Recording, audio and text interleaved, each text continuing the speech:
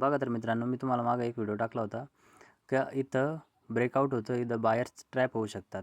तर मित्रांनो, तुम्हाला मी सांगितलं होतं, जर ब्रेकआउट झाला साईडला जर मोठी रेड कॅन्डल झाली तर तुम्ही सेलची एंट्री घेऊ शकता आणि रेड कॅन्डलच्या टॉपला तुम्ही स्टॉप लॉस लावू शकता. तर बघा मित्रांनो, इथं काय रेड कॅन्डल तयार झाली नाही. इथं जवळपास चांगली बाईंग साईडला वर मुवमेंट आली. तर बघा तर मित्रांनो, इथून पुढं काय होऊ शकतं. हे बघा मित्रांनो, ह्या इथं एक फेअर व्हॅल्यू गॅप तयार झालेला आहे. म्हणजे ही खालचा ऑर्डर ब्लॉक आहे. इथं जास्त मोठ्या प्रमाणात बाईंग झाली आहे, त्याच्यामुळे मोठी कॅन्डल तयार झाली आहे. आणि इथं एक इनबॅलन्स तयार झालेला आहे, फेअर व्हॅल्यू गॅप तयार झालेला आहे.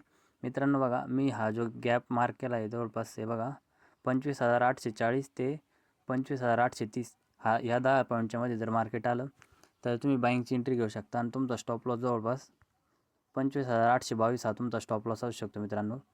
आणि मार्केटवरून असं वरून खाली येऊन या फेअर व्हॅल्यू गॅपमधून मग मार्केट वर जाऊ शकतं मित्रांनो. धन्यवाद. असेच व्हिडिओ पाहण्यासाठी आपल्या पेजला फॉलो करा. धन्यवाद मित्रांनो.